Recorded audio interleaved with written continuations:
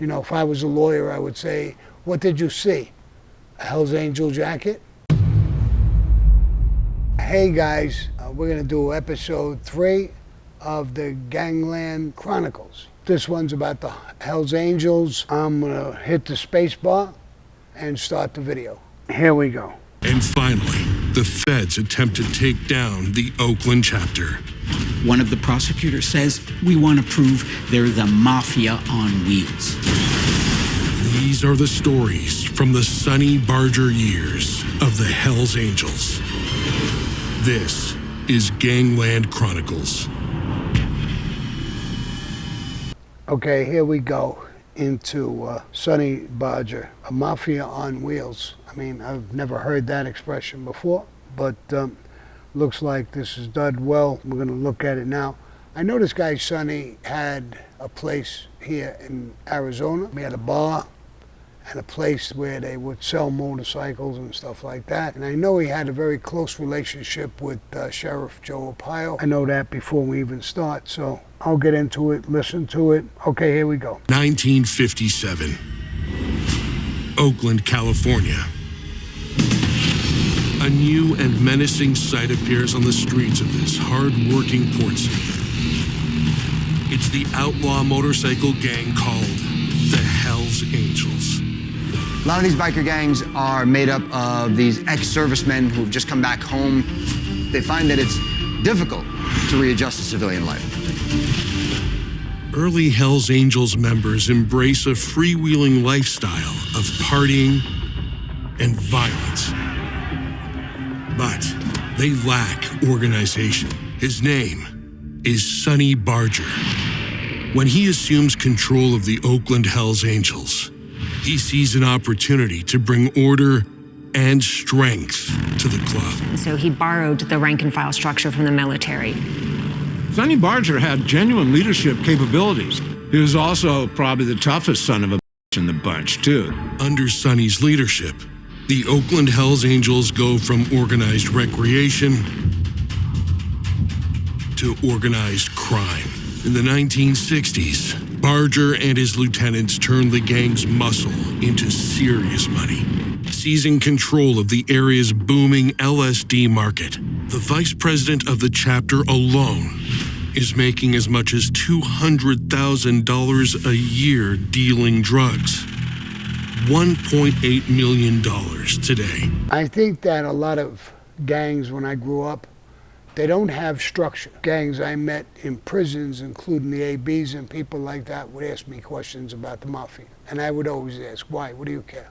And they said, you guys have a great structure, leadership, rules, regulations, stuff like that. And your whole thing has lasted hundreds of years.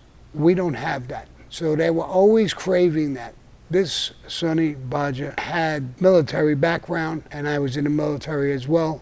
And he learned that from the military, their structure. Without structure, you go into the military, you got soldiers running all around, nobody's listening to nobody. You got privates, you got sergeants, officers, right up to a general. So structure is everything. And I think he's on the right track. As far as his violence, you're not gonna get violent people to listen to you unless you're more violent and there's a structure. Once there's a structure, you got to think twice about going against the leader of that structure.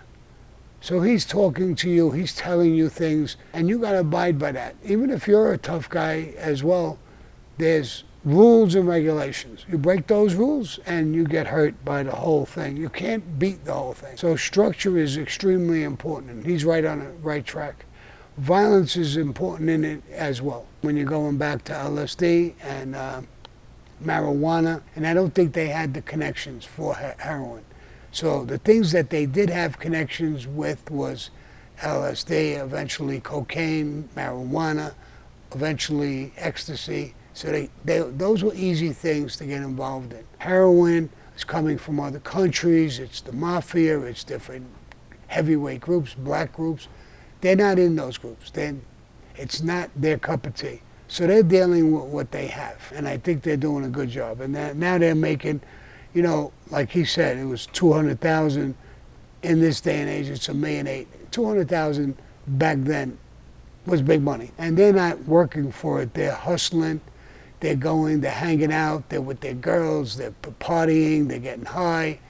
And you give a guy like that $1.8 million or $200,000 back then, that's big, big money, serious money. Sonny is coordinating this, so they look up to him for all those reasons. One, he's super tough. He uses violence if necessary, and he's making them make money. So he's got all the things as a leader should have. And that's what keeps him in control, because most of the people in that group, I would assume, love him. They'll make anyone who crosses him pay the ultimate price.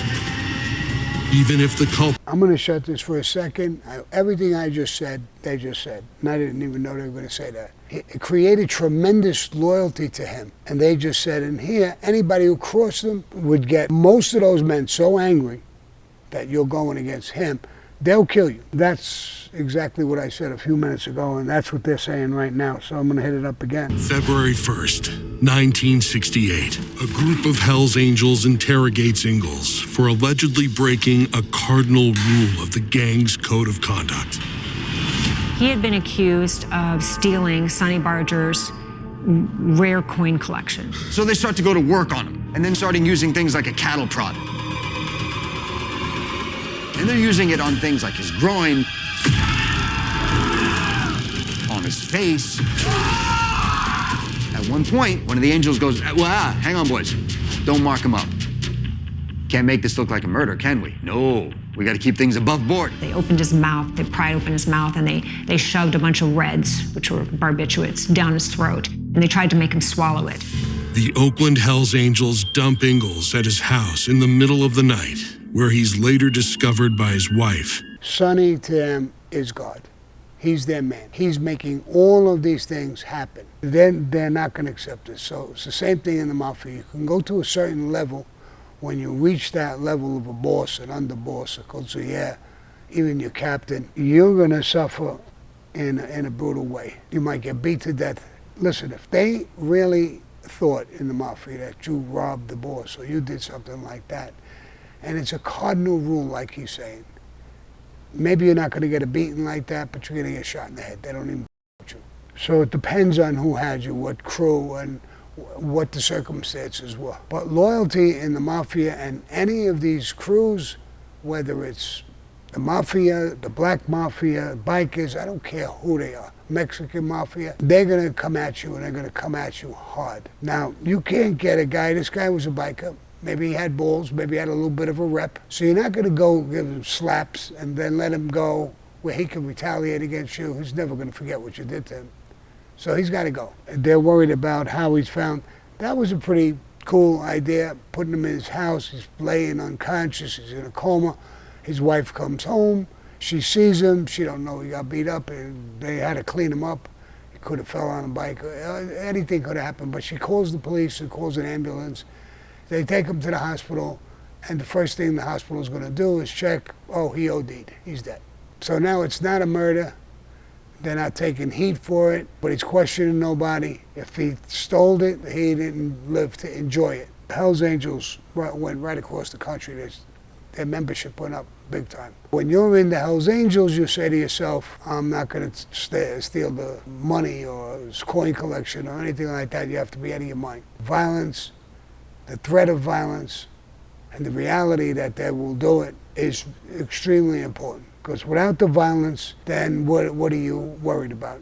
You get a slap in the face, you get thrown out. When you get caught and you're not loyal and you're a betrayer, violence is what's going to happen to you.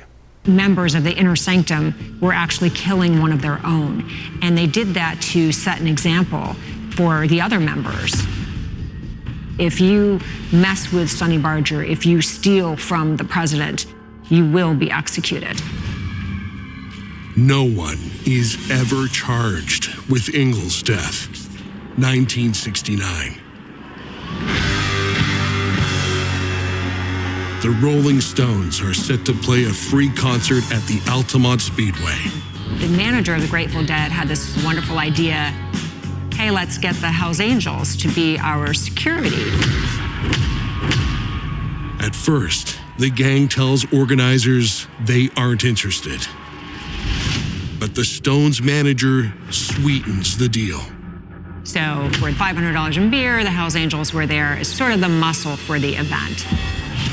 As evening falls and the Rolling Stones hit the stage, Sonny Barger and his Hells Angels are running low on patience. Somewhere during that time, a young black guy named Meredith Hunter tries to climb up on the stage, gets knocked back down by one of the Hells Angels. In a fit of rage, Meredith Hunter draws a gun from his jacket and points it towards the stage. Alan Pissarro jumps on Hunter's back, stabs him 3 times in the neck, and takes him down to the ground, where Hells Angels swarm over his body, kick him, stand on him, and Barger's sitting there watching. Someone in the crowd convinces them to pick up Meredith Hunter's body. He is taken backstage, where medical staff pronounce him dead. Alan Pissarro is the only member of the Hells Angels tried for the killing of Meredith Hunter. But he is found not guilty. The prosecutors must have had a weak case, and the jury didn't buy what they were saying, so he was probably found not guilty. I don't think they had the sophistication as the Mafia had. When we rigged juries, we would pay people, we would do certain things. They were more rough and tumble bullshit, threatening people. I don't think they would have got that verdict because of that. I think that the prosecutors probably dropped the ball.